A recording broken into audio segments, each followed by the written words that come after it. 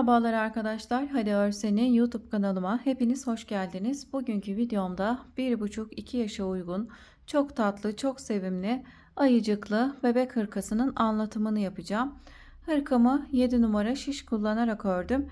2,5 yumakta Alize Süperlena Maxi kullandım. Bu renkte örmek isterseniz renk kodu 480.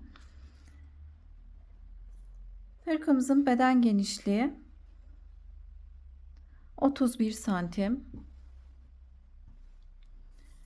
Yakasından beden uzunluğu 33 santim. Yine yakasından kol boyunun uzunluğu ise 32 santim arkadaşlar. Ayıcığımızın uzunluğu 11 santim. Hırkamda 3 tane de düğme kullandım. Ön kısımlarına 2 tane cep çalıştım. İsterseniz bir tane de cep yapabilirsiniz. Kanalıma ücretsiz olarak abone olabilirsiniz. Beğeni ve yorumlarınızla desteklerseniz sevinirim. Paylaşacağım yeni örgü videolarından anında haberdar olmak isterseniz de bildirim zilini açabilirsiniz. Şimdi ayıcıklı hırkamızın yapılışına geçelim. Herkese kolay gelsin. Ayıcıklı hırkamız için 7 numaralı şişimize 38 ilmek atarak başlıyoruz. Önce arka parçasını öreceğim. Eliniz çok sıkıysa 8 numaralı şişte kullanabilirsiniz. Eliniz gevşekse 6 numaralı şişle de örebilirsiniz. İlmek sayısını ve şiş numarasını elinizin sıkılığına göre ayarlayabilirsiniz. İpim Alize Süperlena Maxi. Renk kodu ise 480. Hırkamıza arka parçasını örerek başlıyoruz. İlmeklerimi attım. 38 ilmek attım. Hırkamızın arka yüzündeyim. İlk ilmeği ters olarak örüyorum. Bir ilmek düz. Bir ilmek ters. Bir ilmek düz. Bir ilmek ters örüyorum. Hırkamızın lastik kısmını 7-8 sıra bir ters bir düz olarak öreceğiz.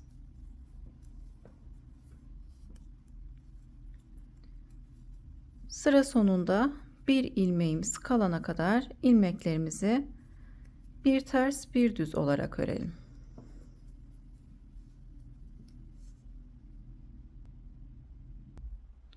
Sıra sonunda bir ilmeğim kalana kadar ilmeklerimi bir ters bir düz olarak ördüm. Sıra sonunda kalan ilmeği ipimi arkaya alıp düz olarak örüyorum. Kenarda olan ilmekleri düz olarak öreceğim. Sıra sonunda kalan bir ilmeği düz olarak örüp sıra başında örmeden alıyorum. Şimdi sırada düz ilmeğim var. Düz ilmeğimi düz, ters ilmeğimi ters olarak yine bir ilmek düz, bir ilmek ters olarak örüyoruz. Yine sıra sonunda bir ilmeğimiz kalana kadar ilmeklerimizi bir ters, bir düz olarak örüp sondaki ilmeği düz olarak örüp sıra başında örmeden alalım. Bu şekilde lastik kısmımız 7-8 sıra olana kadar örüp daha sonra ön yüzde düz, arka yüzde ters örmeye geçelim. Şimdi lastik kısmını tamamlayıp gelelim.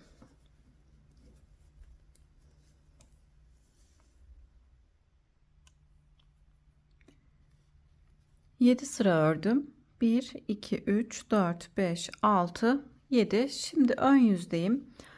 Ön yüzde ilmeklerimizin tamamını düz olarak öreceğiz. Ön yüzümüzü düz, arka yüzümüzü ters olarak öreceğiz. İlk ilmeği örmeden alıp diğer ilmekleri düz olarak örüyorum.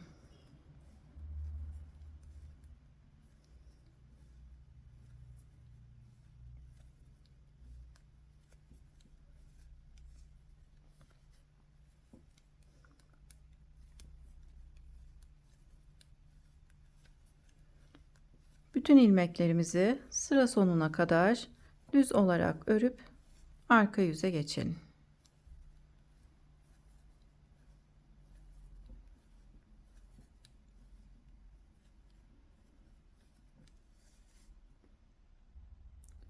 Ön yüzümüzü düz örerek tamamladım. Şimdi arka yüze geçtim. İlk ilmeği örmeden alıp arka yüzde diğer ilmekleri ters olarak örüyoruz. Sıra sonunda bir ilmeğimiz kalana kadar ilmeklerimizi ters olarak örüyorum.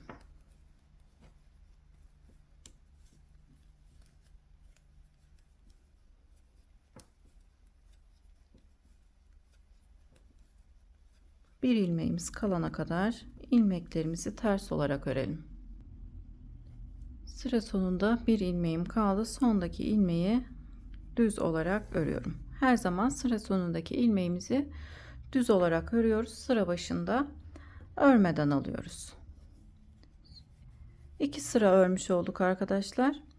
Bu şekilde arka parçamızı örmeye devam edelim. Ön yüzde ilmeklerimizi düz, arka yüzde ilmeklerimizi ters olarak örelim. İstediğimiz uzunluğa gelene kadar bu şekilde devam edelim. Toplamda kaç sıra kaç santim ördüğümü arka parçamızı ördükten sonra söyleyeceğim.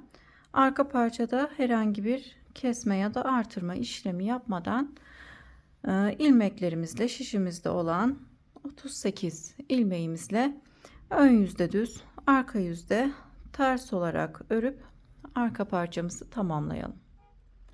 Arka parçamızı yakasına kadar ördüm. Şimdi yakasını kesmeye geçeceğiz. Toplamda 50 sıra ördüm. Arka parçamızın beden genişliği şu şekilde, beden genişliği 30 santim. Beden uzunluğu ise 33-34 santim. Elinize göre ölçüler biraz farklılık gösterebilir. Toplamda 50 sıra ördükten sonra ilmeklerimizi kesmeye geçelim. İlk ilmeği örmeden alıyorum. Bir ilmek düz örüp bir önceki ilmeği üzerinden geçirerek kesiyorum. Bir ilmek düz örüp bir önceki ilmeği üzerinden geçirerek kesiyorum.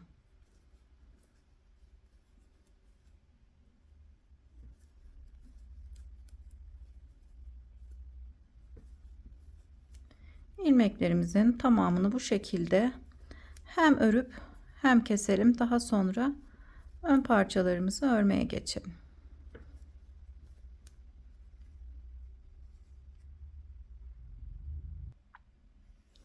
Arka parçamızın yakasını kesip tamamladım. Şimdi ön parçalarımızı örmeye geçelim. Ön parçamızı ben 18 ilmekle başladım. 2, 4, 6, 8, 10, 12, 14, 16, 18. Yine 7 sıra bir ters bir düz olarak lastik ördükten sonra yine ön yüzde düz, arka yüzde ters olarak toplamda 16 sıra olana kadar örüyoruz. Daha sonra ön parçalarımızda yaka kesimlerine geçiyoruz. 7 sıra bir ters bir düz olarak lastik ördüm. Şimdi ön yüzdeyim. İlmeklerimi ön yüzde düz olarak örüyorum.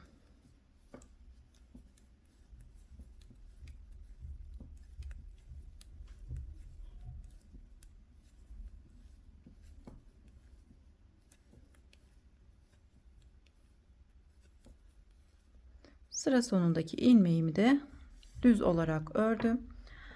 Arka yüze geçiyorum.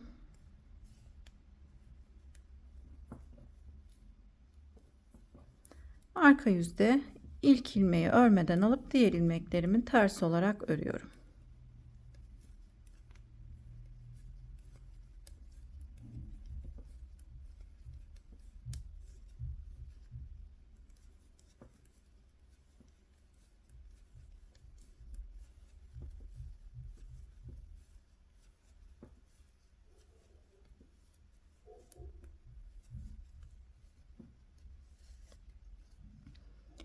İki sıra örmüş olduk. 16 sıra olana kadar örelim arkadaşlar bu şekilde. Yani 8 sıra ön yüzde örmüş olacağız. 8 sıra da arka yüzde. 2 sırasını ördük. Şimdi 14 sıra daha örelim. 16 sıraya tamamlayıp gelelim. Ön parçamızı 16 sıra olana kadar ördüm. 2, 4, 6, 8, 10, 12, 14, 16. Şimdi yakası için kesimlerimize geçeceğiz. Bu parça bizim sağ parçamız arkadaşlar. O yüzden sol tarafta eksiltmelere başlayacağız. Yaka oyuntusu için sol tarafta eksiltmelerimize başlıyoruz. Şimdi yine ilk ilmeği örmeden aldım. Sıra sonunda 3 ilmeğimiz kalana kadar ilmeklerimizi düz olarak örelim.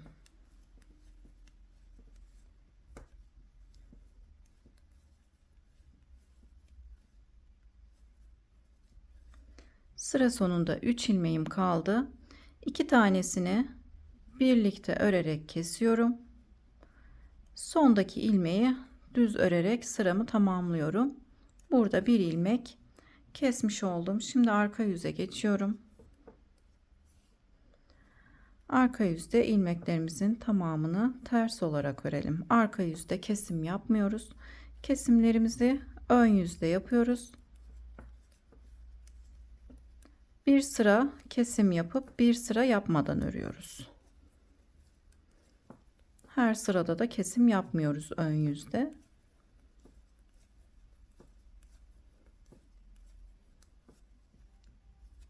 Kesimlerimizi sadece ön yüzde yapıyoruz. Şimdi arka yüzümü tamamladım. Ön yüze geçtim. Bir önceki sırada burada kesim yapmıştık. Bu ön yüzde kesim yapmadan öreceğiz. Bütün ilmeklerimizi düz olarak örelim.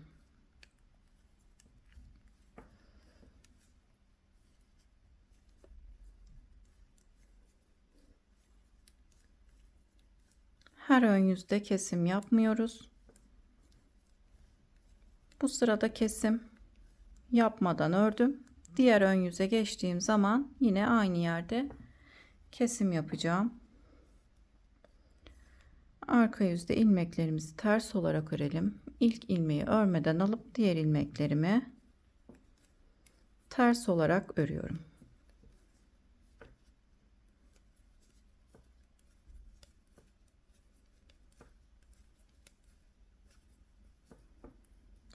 Bu parça bizim sağ parçamız olduğu için kesimlerimizi sol tarafta yapıyoruz.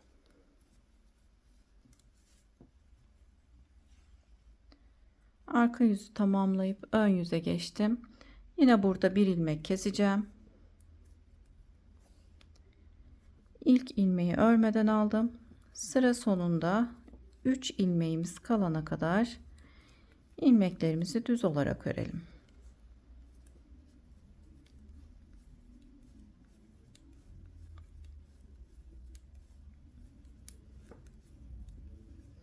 Sıra sonunda 3 ilmeğim kaldı. İkisini birlikte örerek kesiyorum. Sondaki ilmeği düz örüp sıramı tamamlıyorum. Arka yüzde ilmeklerimizin tamamını ters olarak örelim.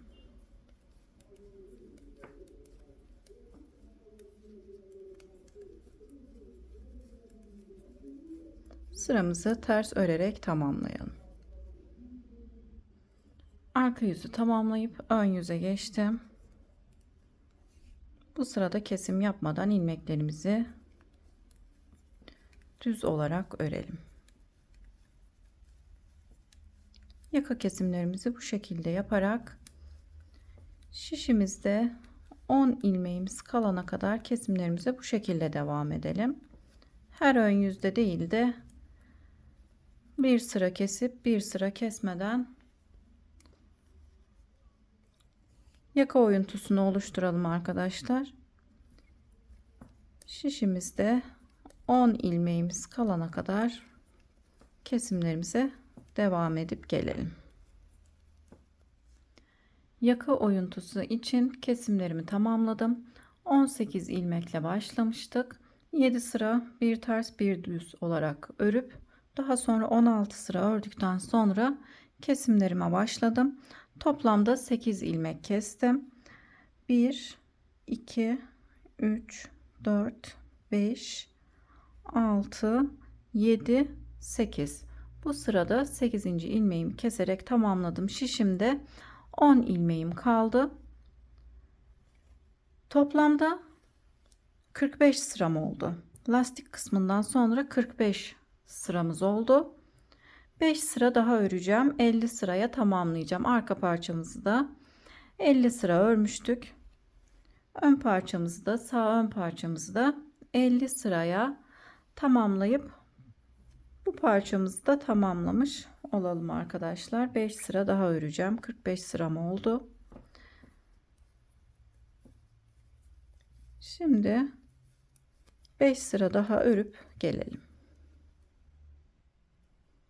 5 sıra daha örüp 50 sıraya tamamladım. Toplamda ön parçamız 50 sıra oldu. Şimdi kesmeye geçeceğim arkadaşlar. Bu şekilde kıvrılma olması normal. Yakasından ilmek alıp örünce düzelecektir. Kenarlarını da dikeceğiz zaten. İlk ilmeği örmeden aldım. Bir ilmek düz örüp bir önceki ilmeği üzerinden geçirip kesiyorum. Arka parçamızı kesmiş olduğumuz gibi ön parçamızı da kesiyoruz.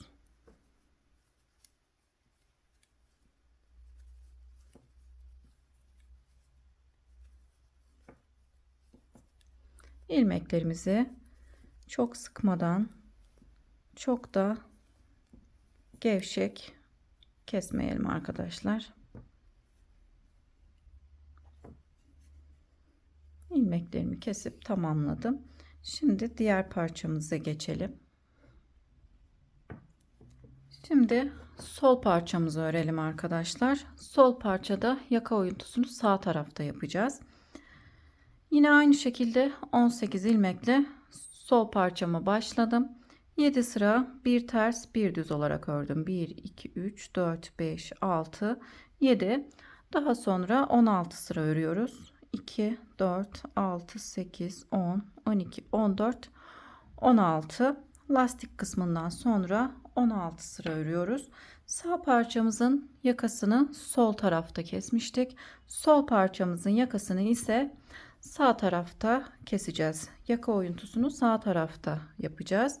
Yine ilk ilmeği örmeden aldım. Buradaki ilmeğimizin yönünü çevirip iki ilmeği birlikte örerek kesiyorum.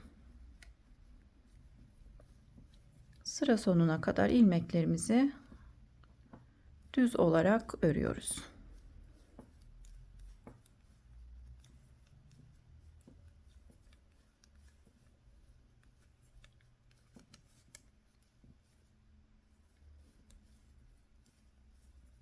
Sondaki ilmeği düz olarak örüp arka yüze geçiyorum. Arka yüzde ilk ilmeğimizi örmeden alıyoruz.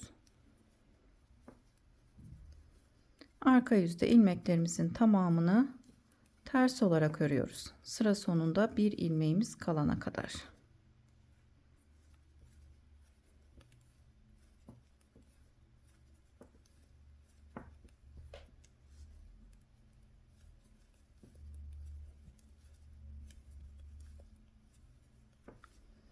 Sıra sonundaki ilmeği düz olarak örüp ön yüze geçiyoruz. Yine sıra sonunda düz olarak örmüş olduğumuz ilmeği sıra başında örmeden alıyorum. Bir önceki sırada kesim yaptığımız için bu sırada kesim yapmadan örüyorum. Bu sırayı düz olarak örüp arka yüze geçelim. Arka yüzümüzü de ters örüp tekrar ön yüze geçelim arkadaşlar. Arka yüzü ters örerek tamamladım. Ön yüze geçtim. İlk ilmeği örmeden aldım. Bir önceki sırada kesim yapmadığımız için bu sırada kesim yapıyoruz. İlmeğimin yönünü çevirip iki ilmeği birlikte örerek kesiyorum. Kalan ilmekleri düz olarak örüyorum.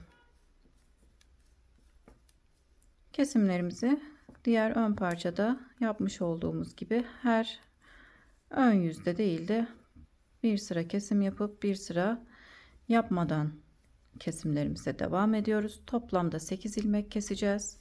Şişimizde 10 ilmeğimiz kalana kadar bu şekilde ilmeklerimizi keselim. Toplamda 45 sıra oluyor. Daha sonra da 5 sıra örüp 50 sıraya tamamlayalım. Sizler boyunu daha uzun örmek isterseniz arka parçayı kaç sıra ördüyseniz ön parçayı da ona göre örebilirsiniz arkadaşlar, aynı sırada. Şimdi bu parçamızı da tamamlayalım. Omuz kısımlarından birleştirip kollarımızı örmeye geçeceğiz. Sol parçamızı tamamlayıp gelelim.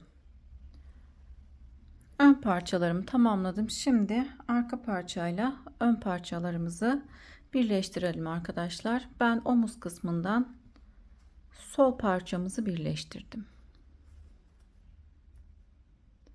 Dıştan görüntüsü böyle, içten görüntüsü de böyle arkadaşlar. Şimdi diğer sağ parçamızı birlikte birleştirelim. Nasıl birleştiriyorum sizlere de göstereyim. İpimi şu şekilde 2 kat aldım arkadaşlar. Omuz kısmının daha düzgün olması için ipimi 2 kat aldım. Şimdi tam şu kısma ipimi sabitleyeceğim.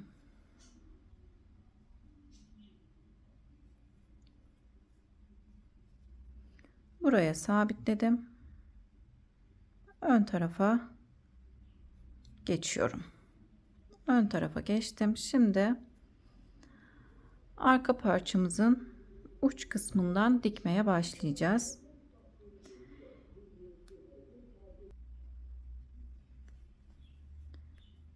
İlmeklerimizin arasına bu şekilde giriyorum. Daha sonra ön parçamızda ilmeklerin arasına giriyorum.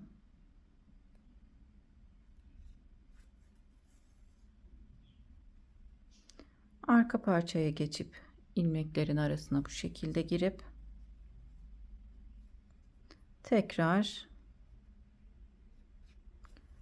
ön parçaya geçiyorum.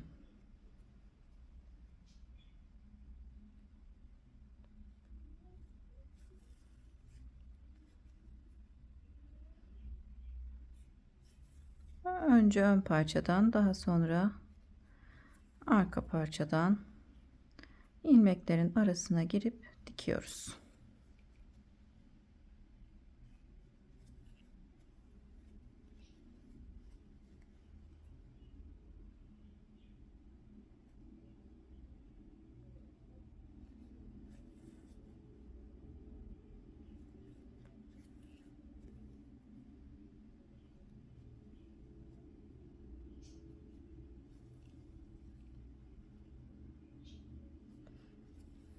Omzumuzu bu şekilde birleştirip tamamlayalım. Daha sonra koldan ilmeklerimizi çıkarıp kolumuzu örmeye geçelim.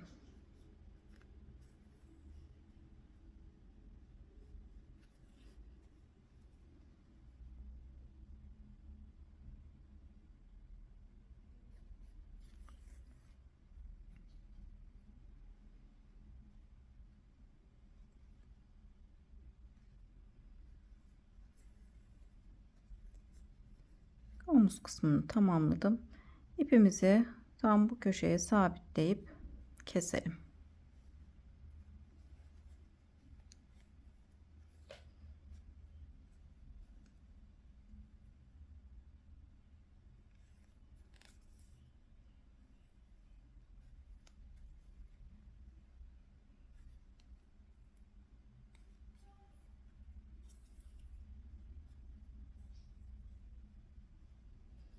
İpimi sabitledim.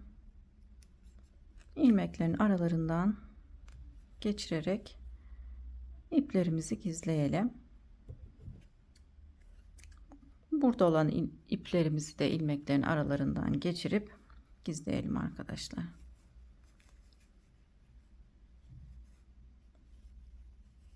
Şimdi kolumuzdan ilmek almaya geçelim. Şimdi kolumuz için ilmeklerimizi çıkaralım. Lastik kısmından sonra 28 sıra saydım. 29. sıraya ipimi bağladım. Şimdi buradan ilmeklerimizi çıkaracağız. Hemen buradaki büyük boşluktan ilk ilmeği çıkarıyorum. İlmeği şişime geçirdim.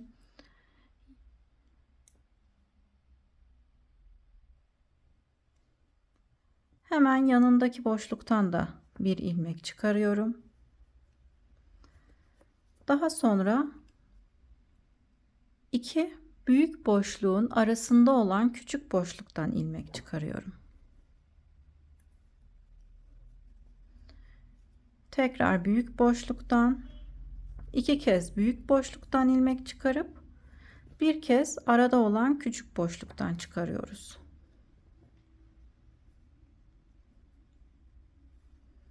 Aradaki küçük boşluktan ilmeğimi çıkardım. Şimdi buradaki büyük boşluklardan 2 ilmek çıkaracağım. 1 2. Şimdi aradaki küçük boşluktan ilmeğimi çıkarıyorum.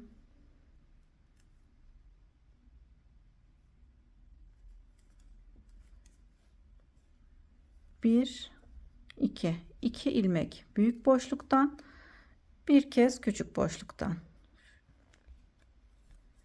2 kez büyük boşluktan,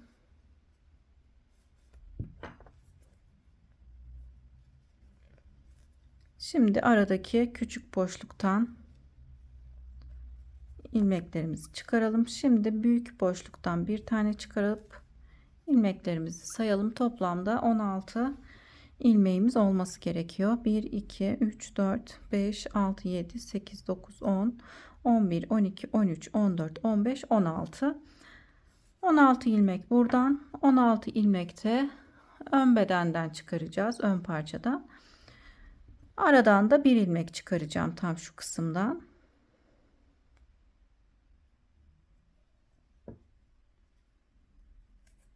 Toplamda 33 ilmeğimiz olacak kolumuzda. Bir ilmek büyük boşluktan, bir ilmek daha büyük boşluktan, sonra küçük boşluktan, iki kez büyük boşluktan, bir kez küçük boşluktan yine 16 ilmek çıkaralım.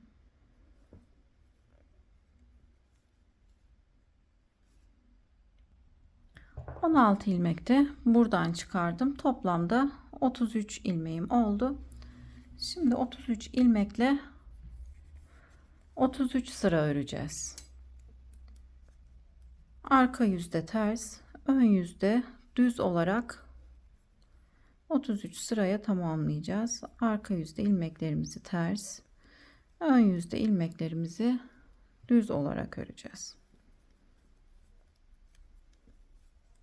Şimdi kolumuzu 33 sıra olana kadar örelim. Daha sonra lastik kısmına örerken kesimlerimiz olacak. Lastik kısmına kadar kolumuzu arka yüzde ters, ön yüzde düz olarak örelim.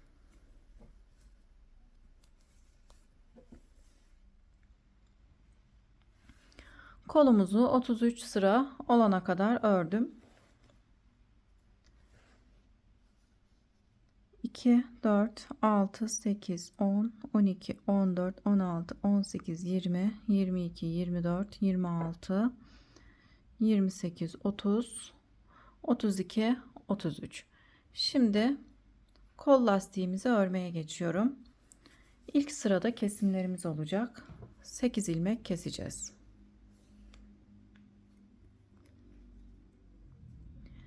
İlk ilmeği örmeden aldım. 2 ilmeği birlikte örerek kesiyorum. Burada bir ilmek eksiltmiş oldum. Bir ilmek düz örüp bir ilmek ters örüyorum. Bir ilmek düz örüp tekrar 2 ilmeği birlikte örerek kesiyorum. İkinci ilmeğimizi kestik. Bir ilmek düz örüp bir ilmek ters ördüm. Tekrar bir ilmek düz örüp 2 ilmeği birlikte örerek kesiyorum. Üçüncü ilmeğimi kestim. Bir ilmek düz ördüm. Tekrar 2 ilmeği birlikte örerek kestim. Dördüncü ilmeğimizi kesmiş olduk.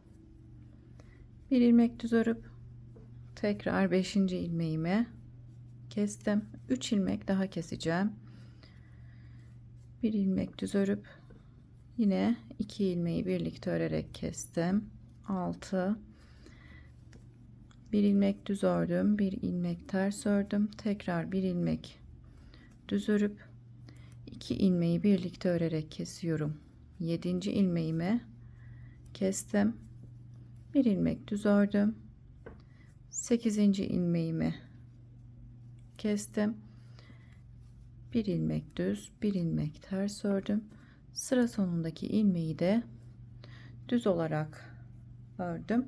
Toplamda 8 ilmek kesmiş olduk. Bu şekilde lastik kısmımızı bir ters bir düz olarak örüyoruz. Ters ilmeğimize kesimlerimizi denk getiriyoruz. 8 ilmeğimizi kestik. Arka yüze geçtim.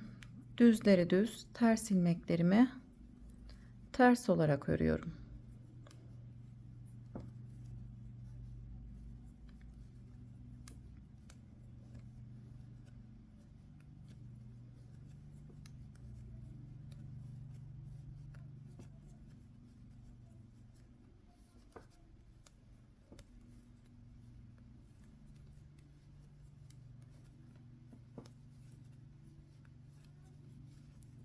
Kol lastiğimizi 6-7 sıra olana kadar bir ters bir düz olarak örelim. Daha sonra nasıl kesiyorum onu göstereceğim. Şimdi 6-7 sıra olana kadar örüp gelelim. Lastik kısmımızı 6 sıra ördüm. 1 2 3 4 5 6. Şimdi ilmeklerimizi keselim. İlk ilmeği örmeden aldım. Ters ilmeğimi ters olarak örüp ipimi arkaya alıyorum. Bir önceki ilmeği üzerinden geçirerek kesiyorum. Düz ilmeğimi düz örüp bir önceki ilmeği üzerinden geçirerek kesiyorum. Ters ilmeğimi ters örüp bir önceki ilmeği üzerinden geçirerek kesiyorum. İlmeklerimizi bu şekilde kesiyoruz. Düzleri düz örüyoruz.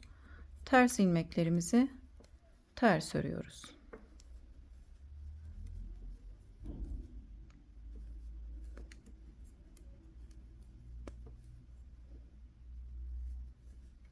Düz ilmeğimi düz olarak örüp bir önceki ilmeği üzerinden geçirerek kesiyorum. Ters ilmeğimi ters örüp bir önceki ilmeği üzerinden geçirerek kesiyorum. İlmeklerimizin tamamını bu şekilde kesip kolumuzu tamamlayalım.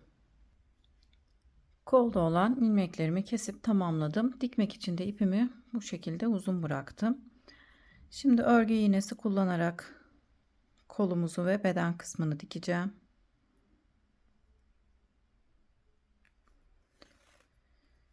Nasıl dikiyorum onu da göstereyim. Kol ucundan dikmeye başlayacağız. Şu şekilde kol altına gelip daha sonra beden kısmını dikip tamamlayacağım.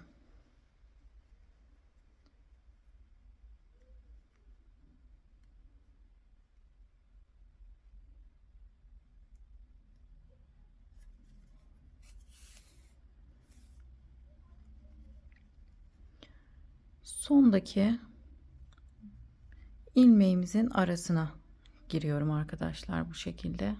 Ekranı yakınlaştıralım. Diğer taraftaki yine sondaki ilmeğin içerisine büyük boşluklara batıyorum. Buradaki büyük boşluklara batıyorum.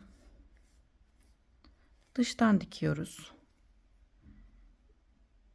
İç kısımdan da dikebilirsiniz arkadaşlar. Ben bu şekilde dıştan dikiyorum. Kolumuzun her iki tarafındaki sondaki ilmeğin aralarına batarak dikiyorum.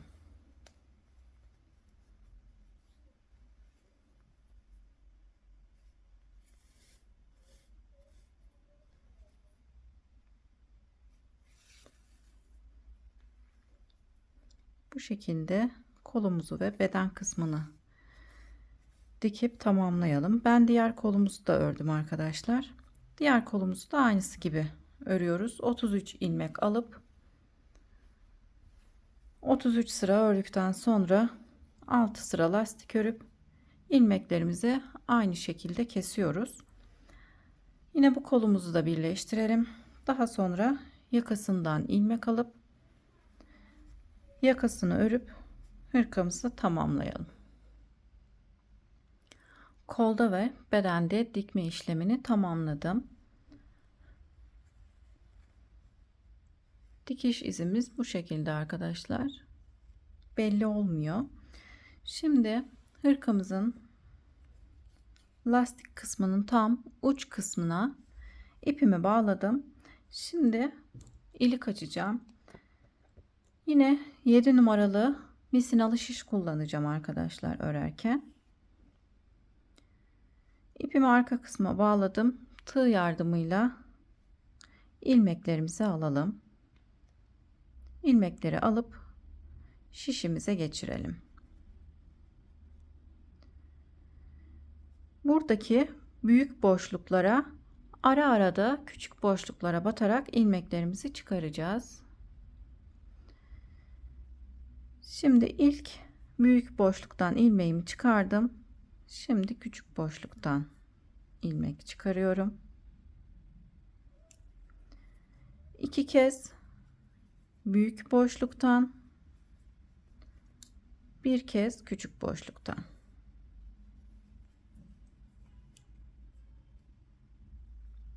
İki kez büyük boşluktan, bir kez de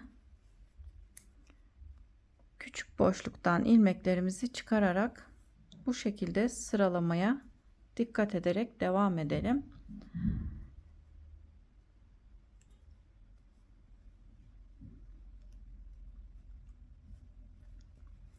Buradaki büyük boşluklardan iki kez ilmek çıkarıp bir tane de aradaki boşluktan bu şekilde alırsak yakada çektirme falan olmaz arkadaşlar.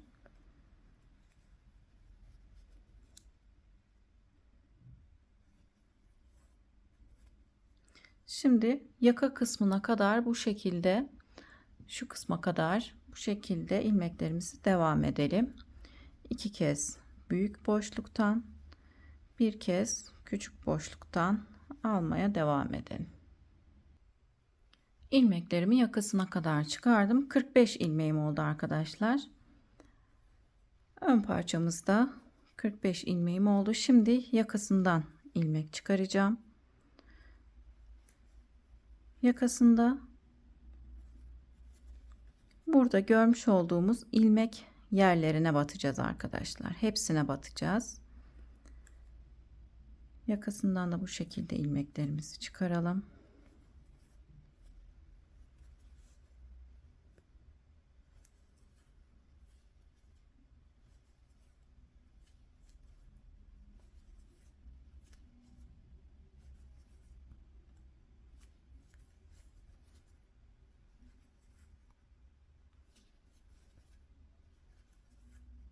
Yakasında olan ilmeklerin hepsinden ilmeklerimizi çıkarıp gelelim.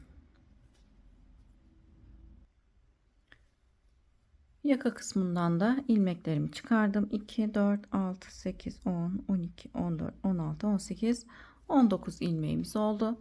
Şimdi diğer ön parçamızda olduğu gibi ilmeklerimizi çıkaralım. 2 tane büyük boşluktan aldım. Bir tane aradaki küçük boşluğa batıyorum. Yine oradan da bir ilmek çıkardım. 1, 2 büyük boşluktan, bir küçük boşluktan ilmeklerimizi çıkararak devam edelim. İlmeklerin az olduğunu hissederseniz de arkadaşlar yine aradaki küçük boşluklara batalım. Toplamda bu ön parçadan da 45 ilmek çıkarıp gelelim. İlmeklerimizi yakasından çıkardık. Önlerde 45 45 90 ilmeğimiz oldu. Yakasında da 19 ilmeğimiz var. Toplamda 109 ilmeğimiz oldu. 109 110 ilmek yakasından çıkarabiliriz arkadaşlar. Şimdi yakasını kol lastiğimizi örmüş olduğumuz gibi bir ters bir düz olarak öreceğim. Şimdi arka yüzdeyiz.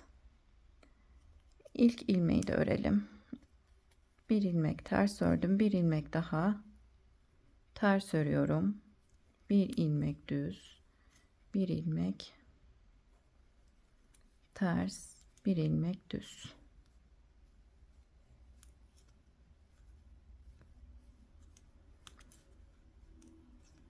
Yakasını bu şekilde örmeye devam edelim. Bir ters bir düz olarak.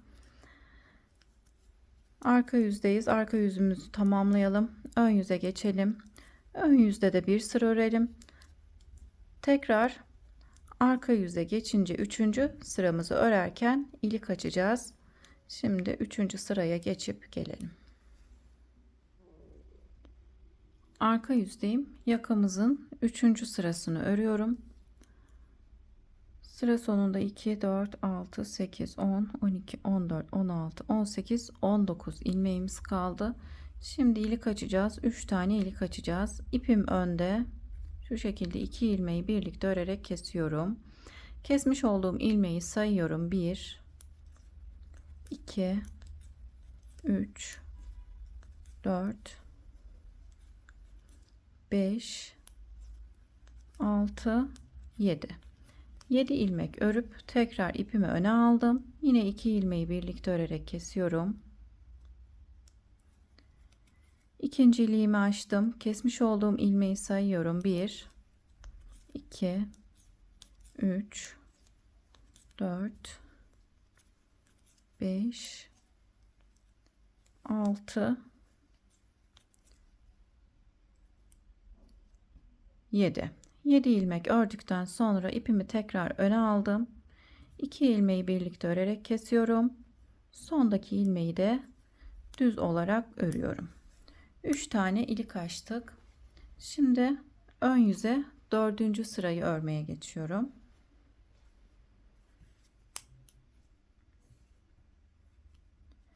İlk ilmeği örmeden aldım. Bir ilmek ters ördüm. Şimdi burada artırmış olduğumuz ilmeği, yani dolama yaparak ajur yaptık, ilik açtık. İlk ilmeğimizi düz olarak örüyorum. Bir ilmek ters, bir ilmek düz, bir ilmek ters, bir ilmek düz.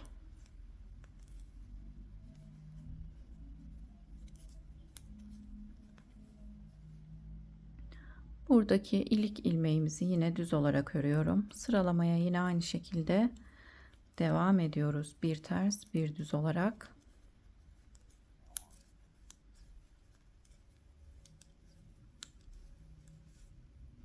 Üç tane iliğimiz oldu. İsterseniz 2 tane ilik de açabilirsiniz. İlik ilmeğimi düz olarak ördüm. Yine bir ters bir düz olarak örmeye devam ediyorum. 4. sırayı örüyorum. Arka yüze geçip 5. sırayı da örelim. Daha sonra ön yüze geçip 6. sıramızda yakamızı kesip tamamlayalım. Kolumuzu kesmiş olduğumuz gibi yakamızı da keselim arkadaşlar. Arka yüzü tamamladıktan sonra ön yüzde kesimlerimize başlayalım. Kolumuzu düz ilmeği düz olarak örüp bir önceki ilmeği üzerinden geçirerek kesmiştik. Ters ilmeğimizi de ters olarak örüp bir önceki ilmeği üzerinden geçirerek kesmiştik. Kol kısmını nasıl kestiysek yakamızı da arka yüzü örüp ön yüzü tamamlayalım. Arka yüze geçelim. Arka yüzümüzü de tamamlayıp tekrar ön yüze geçince 6. sırada yakamızı da kolumuzu kesmiş olduğumuz gibi kesip tamamlayalım. Hırkamızın yakasını kestikten sonra düğmelerimi diktim. 3 tane hırkamıza düğme diktim arkadaşlar. Şimdi cebini öreceğiz. Cebini şu şekilde örüyorum. Kenardan sayalım. 1, 2, 3, 4. Yani buradaki düz ilmeğimizin üzerinden cebini örmeye başlayacağız. Şu şekilde 1, 2, 3, 4, 5, 6. 6. ilmeğin içerisinde ilmeklerimizi çıkarmaya başlayacağım. Fakat önce iç tarafa ilmeğimizi çekip sabitleyelim.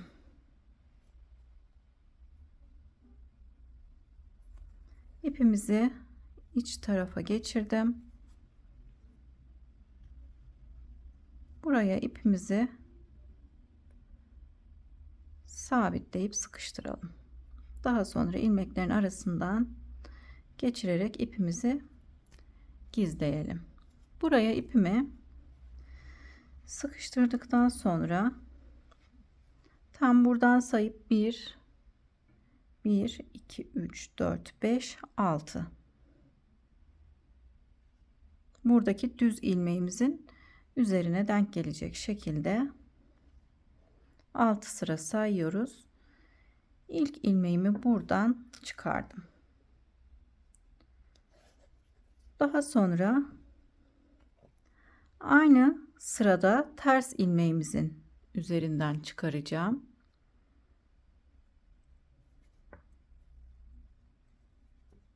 Sonra yine düz ilmeğimizin üzerine geliyorum. 1, 2, 3, 4, 5, 6. sıradan ilmek çıkarıyorum. Yine ters ilmeğimin üzerinden 1, 2, 3, 4, 5, 6. Düz ilmeğimin üzerine geliyorum. 1, 2, 3, 4, 5, 6. Ters ilmeğimin üzerine gelip 3, 6,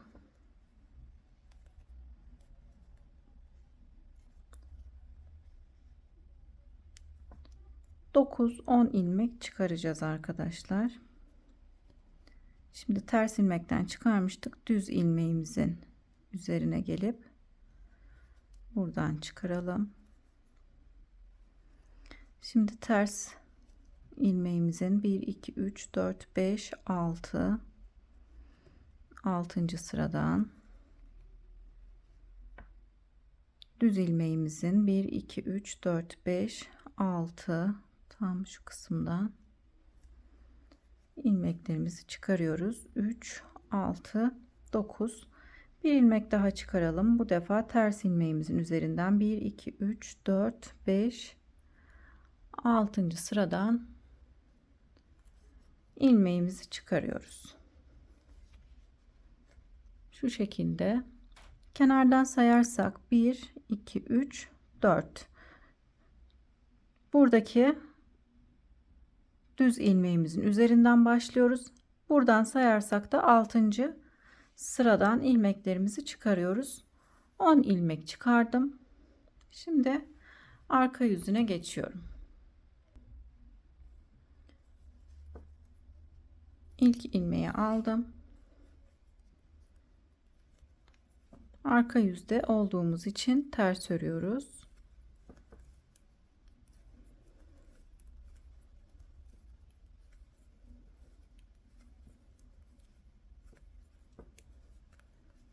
Sondaki ilmeği düz ördüm.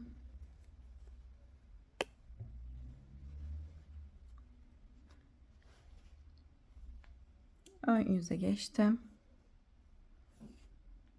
Ön yüzde şimdi ayıcığımızın ayaklarını çıkarmak için ajurlar yapacağız. İlk ilmeği örmeden aldım.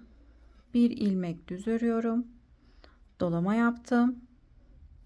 İlmeğin yönünü çevirip iki ilmeği birlikte örerek kesiyorum. Örmüş olduğum ilmeği, kesmiş olduğum ilmeği sayıyorum. 1, 2, 3. Şimdi bir ilmek daha keseceğim. Burada iki ilmeği birlikte örerek kesiyorum. Dolama yaptım. Sıra sonunda iki ilmeğim kaldı. Kalan iki ilmeğimi düz olarak örüyorum. Şimdi arka yüze geçiyorum. Arka yüzde ilmeklerimizi ters olarak örelim.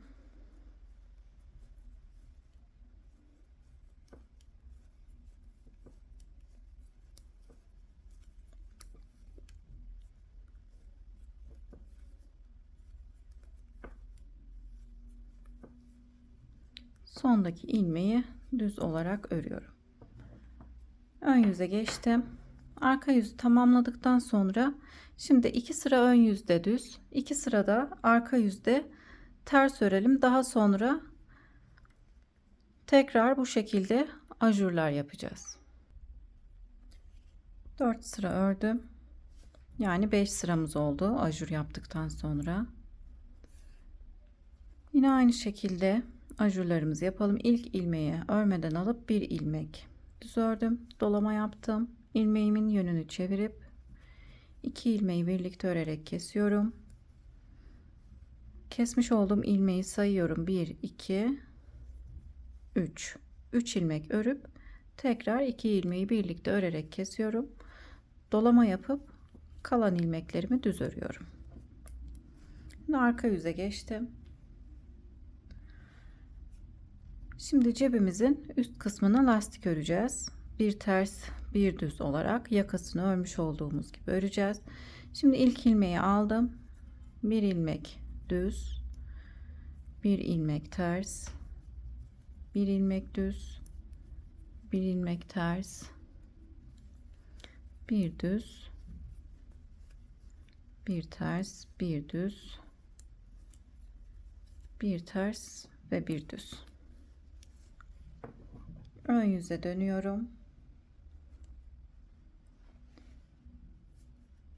Tersleri ters, düzleri düz örüyoruz.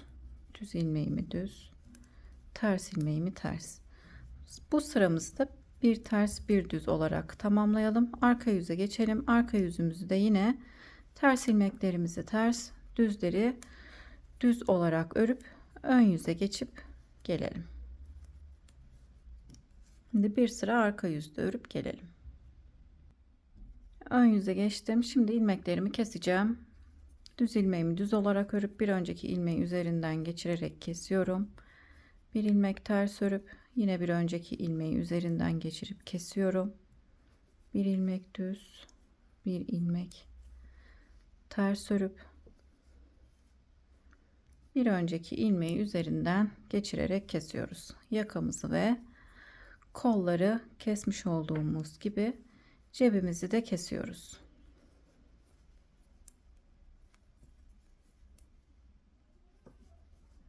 Sondaki ilmeği düz olarak örüp yine bir önceki ilmeği üzerinden geçirerek kestim. Cebimizi örmüş olduk arkadaşlar.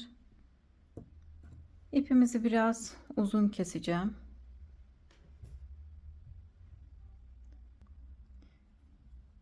İpimi uzun kestim. Şu şekilde arasından geçirdim ilmeğimin. Sıkıştırıyorum. Şimdi ipime örgü iğnemi geçirdim. Tam bu kısımdan dikiyorum. Cebimizi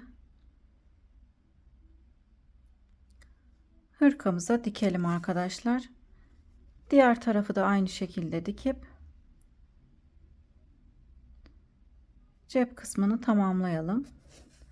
Sağ tarafa cebimizi dikmiş, örmüş olduk arkadaşlar. İsterseniz tek cep de yapabilirsiniz. İsterseniz bu tarafa da cep örebilirsiniz arkadaşlar. Ben bu tarafa da cep öreceğim. Şimdi ceplerimizi tamamlayıp gelelim. Hırkamızın sol tarafına da cebimizi ördüm arkadaşlar. 8 sıra düz ördükten sonra 4 sırada bir ters bir düz olarak lastik örüp kesimlerimizi yapmış olduğum gibi kesip tamamladım. Bu cebimize de ayıcığımızı yerleştirdim. Çok tatlı, çok sevimli bir bebek hırkası oldu. Umarım sizler de beğenmişsinizdir. Beni buraya kadar izlediğiniz için teşekkür ederim. Yeni örgü videolarımda görüşmek üzere. Şimdilik hoşça kalın.